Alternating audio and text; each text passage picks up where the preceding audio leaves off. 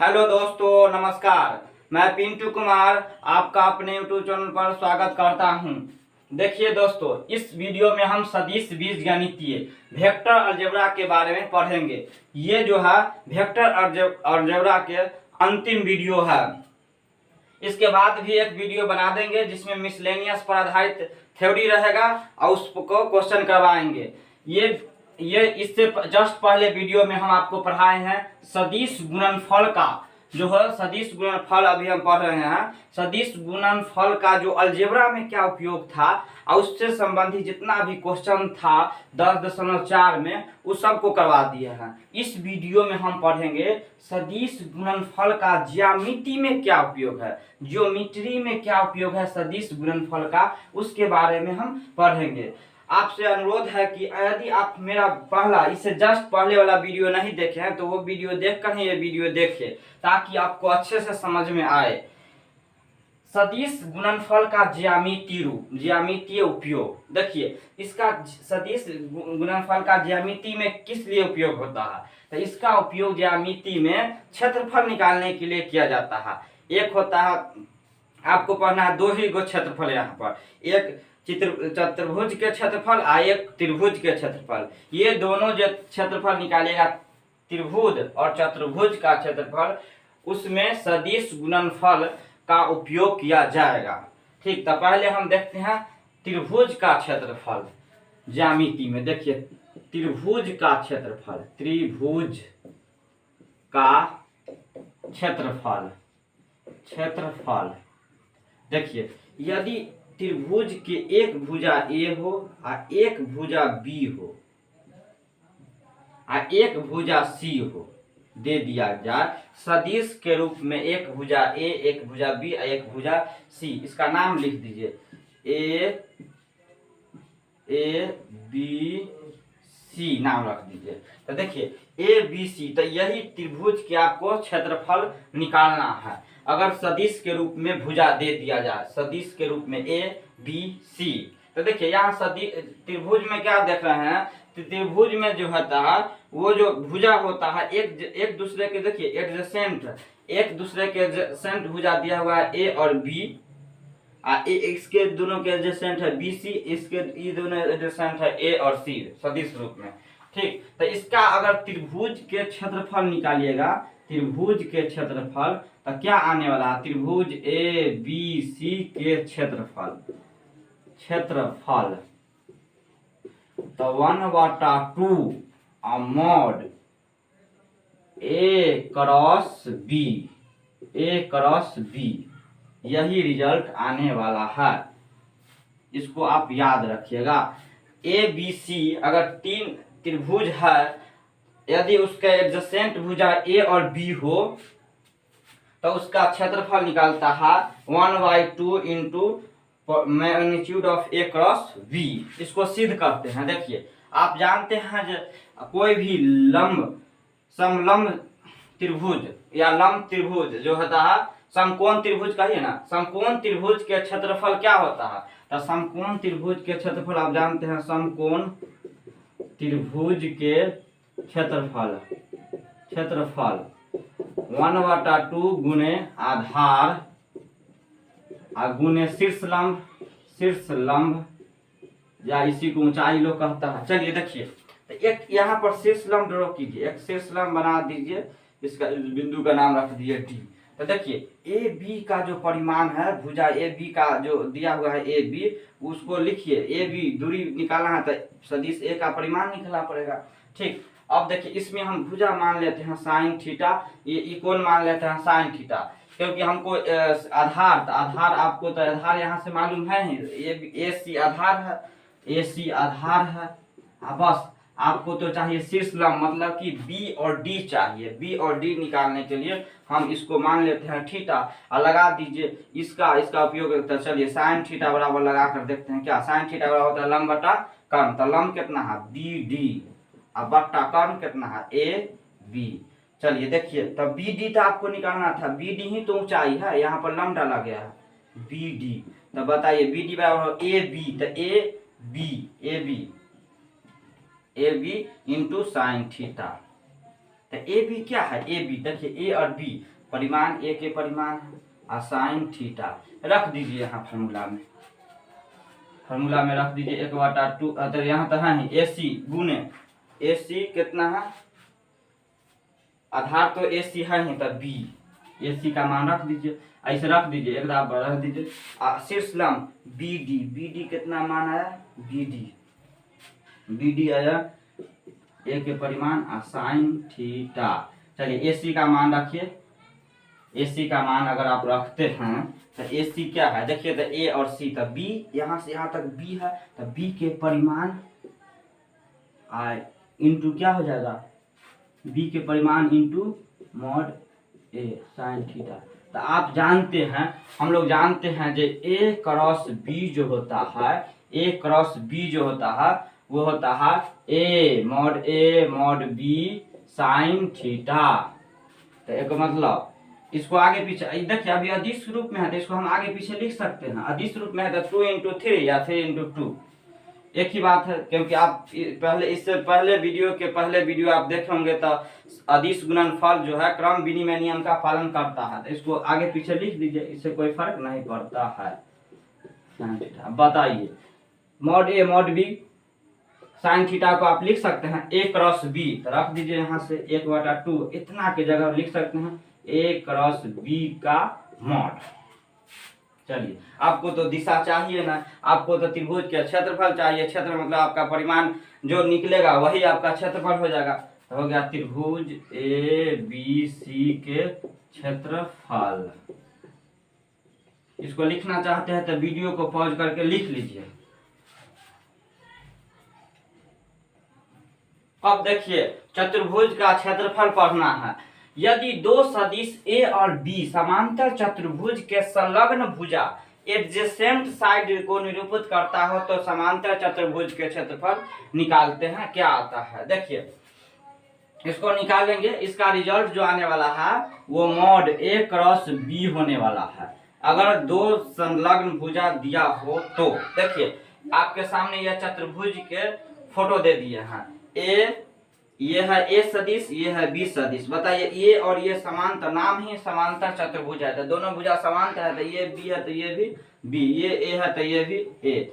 आपको ये हम फॉर्मूला सिद्ध करके बताते हैं। देखिए समांतर चतुर्भुज के जो क्षेत्रफल होता है, ऐसे ही आप जानते होंगे समांतर चतुर्भुज के क्षेत्रफल, बताइए क्या आप जानते हैं, क्षेत्रफल होता है आधार गुने ऊंचाई, आधार गुने ऊंचाई। ठीक, चलिए आधार देखिए, आधार यहाँ तो आपको मालूम है नीचे वाला आधार होता है तो ए और बी, ए बी गुने ऊंचाई, ऊंचाई इसमें है ही नहीं दिया हुआ, ऊंचाई तो इसके बीच के जो शीर्ष लंब है लंबाई होगा यही ना ऊंचाई है। इस पर एक लंब खींचिए, इसके दोनों के बीच की दूरी निकालिए, बस। तो देखिए ए बी सी डी जो है इसके शीर्ष बिंदु है, यहाँ से यहाँ एक लंब डाले जिसका नाम हम लोगों ने रख दिया ई। ठीक, अब देखिए ऊंचाई, देखिए क्षेत्रफल निकालना था आधार गुने ऊंचाई, तो ऊंचाई यहाँ पर क्या हो गया डी गुने ई, डी ई हो गया डी ई। तो ए बी, तो ए बी को तो आप जान रहे हैं आधार तो दिया हुआ है बी सदिश बी, तो हमको तो ऊंचाई परिमाण चाहिए क्योंकि यहाँ दूरी रखेंगे। आइए डी ई, तो डी ई तो है नहीं तो उसको हम निकालेंगे, तो निकालने के लिए इसको थोड़ा देर के लिए इसको साइन थीटा में मान लीजिए और साइन थीटा के फॉर्मूला लगा दीजिए। साइन थीटा बराबर क्या होता है लंब बटा कर्ण। तो देखिए लंब तो हो गया, लंब हो गया डी ई या बट्टा कर्ण हो गया आपको ए डी।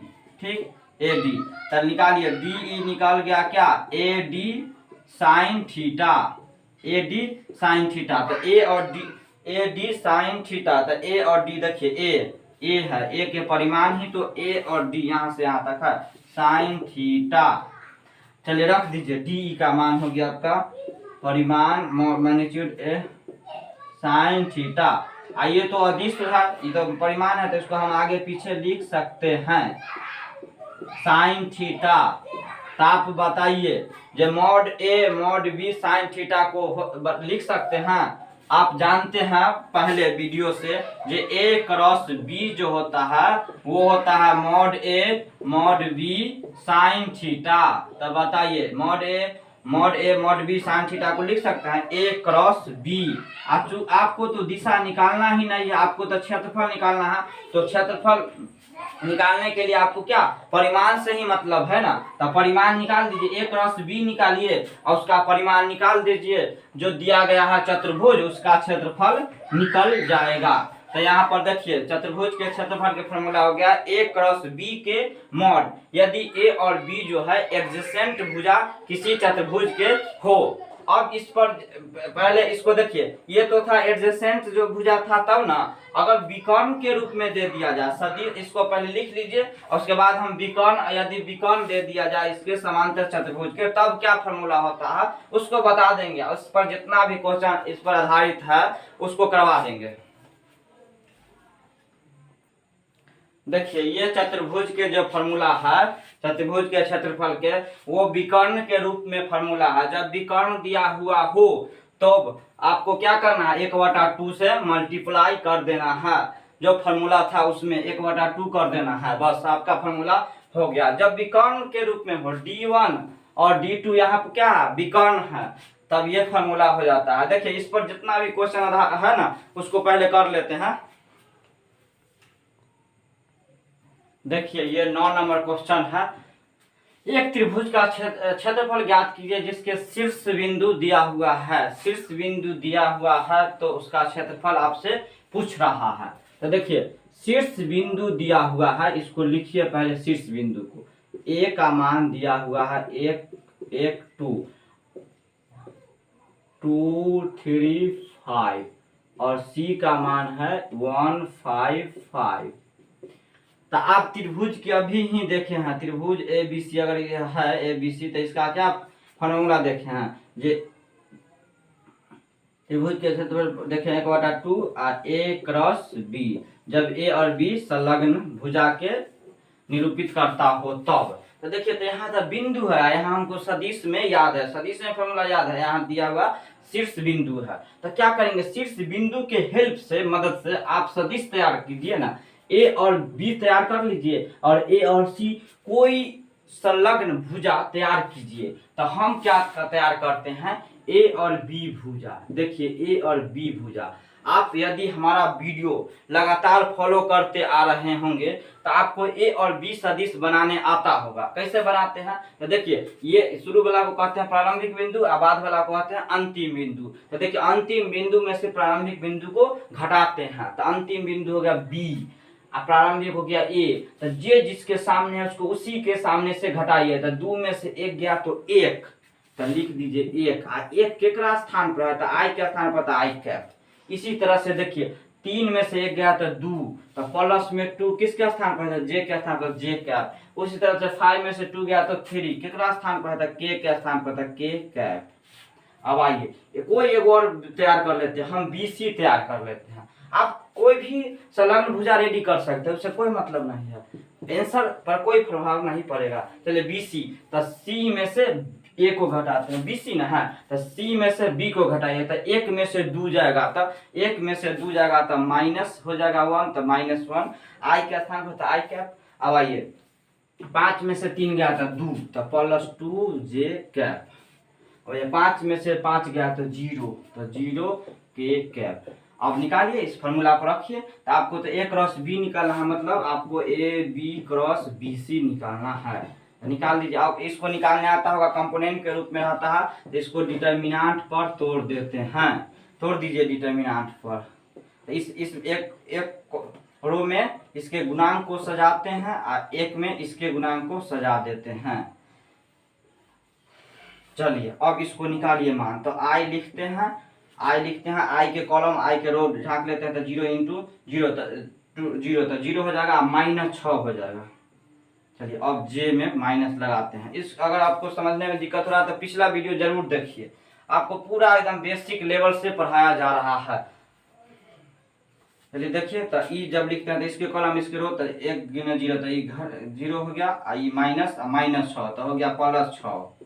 देखिए 1 - फॉर्मूला से एक माइनस इस ये दोनों गुना करते हैं तो इधर 3 ना है, तो 3 अब आइए प्लस के लिखते हैं तो इसके कॉलम इसके रो ढांक लेते हैं तो ये 2 × 2 तो 2 आप माइनस आई 2 दूने 2 एकम तो माइनस तो प्लस हो जाएगा 2। तो ये क्या बन गया -6i कैप बना, -6i कैप -3j कैप बना, ठीक, +4k कैप। चलिए आपको तो इसका परिमाण ना चाहिए तो परिमाण निकाल दीजिए। परिमाण तो a क्रॉस v इतना आ गया A B cross B C. इसका परिमाण निकालिएगा तो कैसे निकालते हैं? इसका परिमाण अगर निकालना चाहते हैं तो इसको निकालिए। परिमाण A B cross B C के परिमाण, तो जो आया उसको परिमाण निकाल दीजिए। तो -6 square plus -3 square plus 4 square, तो बोलिए 36 प्लस 9 प्लस 16 कितना होगा? इस सब को जोड़ के देख लीजिए। हाँ 61 आ रहा है, 61 तो रख दीजिए यहाँ मान, तो हो जाएगा √61 बटा 2 आपका आंसर। इसको लिख लीजिए, उसके बाद हम इसके अगला क्वेश्चन करते हैं। अब क्वेश्चन नंबर 10 देखिए, एक समांतर चतुर्भुज का क्षेत्रफल ज्ञात कीजिए जिसके संलग्न भुजा दिया हुआ है। आप जानते हैं जब संलग्न भुजा दिया हो तो चतुर्भुज का क्षेत्रफल क्या हो जाता है? mod a क्रॉस b, ठीक। तो आप क्या करिए, इसका ये तो दिया हुआ है, इसमें तो कुछ करने की जरूरत नहीं है। आपको a क्रॉस b निकाल दीजिए, उसका परिमाण निकाल दीजिएगा, बस वही चतुर्भुज के क्षेत्रफल हो जाएगा। चतुर्भुज के क्षेत्रफल होता है mod a क्रॉस b। चलिए a क्रॉस b पहले निकालिए, a क्रॉस b पहले इस सब को लिख लीजिएगा सॉल्यूशन में, उसके बाद बनाइएगा, क्योंकि ये सब 5 नंबर में पूछा जाता है, 4 नंबर में पूछा जाता है, तो आप स्टेप बनाइएगा तभी नंबर आपको देगा। चलिए a, तो पहले तो आप सजाइए i j k। चलिए पहले a के गुणांक सजाइए, 1 -1 और 3, इसके गुणांक देखिए 2 -7 और 1।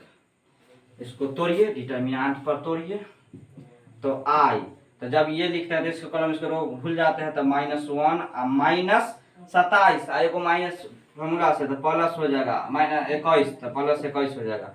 चलिए जी, इसके कॉलम इसको रो तो 1 में से 1 गुना 1 तो 1 और -3 दूनी 6 के, इसके कॉलम इसको रो तो -7 और +2, ठीक। अब देखिए इसको सोल्व करते हैं, कितना था 21 तो कितना हो जाएगा ये वाला 20i कैप, और देखिए -5 तो +5 हो जाएगा j कैप। ये बताइए k कैप कितना हो जाएगा? माइनस में हो जाएगा ना, -7 है आई तो -k कैप -5 हो जाएगा। अब इसका परिमाण निकाल दीजिए, आपको तो क्षेत्रफल चाहिए, क्षेत्रफल चाहिए तो आप इसका परिमाण निकाल दीजिए, a क्रॉस b का परिमाण।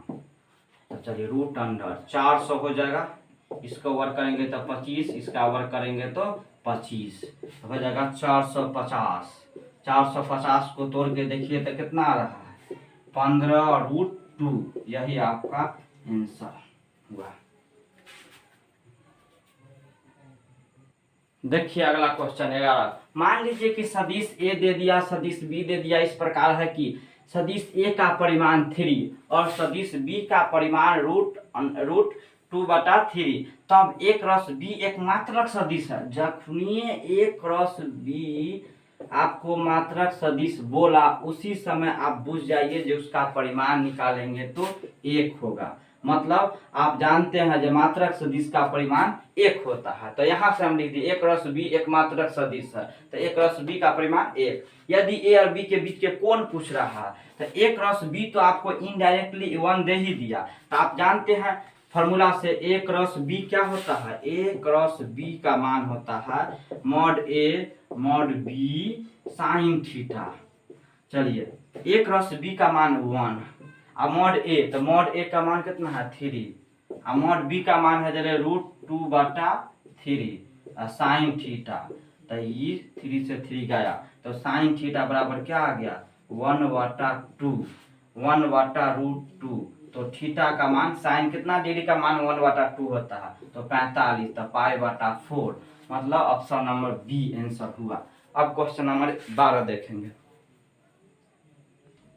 देखिए क्वेश्चन नंबर 12 है, एक आयत के शीर्ष ए बी सी डी जिसके स्थिति सदिश दे दिया है, ये है स्थिति सदिश शीर्ष के, ये भी स्थिति सदिश है, ये भी स्थिति सदिश है, ये भी स्थिति सदिश है। आपको याद हो सबसे पहला लेक्चर में हम बताए हैं आपको, एकदम सबसे वेक्टर के सबसे शुरुए लेक्चर में बताए थे स्थिति सदिश के बारे में। स्थिति सदिश किसे कहते हैं याद कीजिए, स्थिति सदिश उस सदिश को कहते हैं जो मूल बिंदु के सापेक्ष लिया गया हो। तो मूल बिंदु के सापेक्ष मतलब आपको दे दिया, ये जो दिया है ये ओ ए है, आपको ये समझना है, इशारा में बोल दिया है, स्थिति सदिश दिया है, ये वाला है ओ ए, ये जो आपको दिया हुआ है ये है ओ ए, ये है ओ ए है, ये है ओ बी है, मूल बिंदु के सापेक्ष है, ये है ओ सी, ये है ओ डी।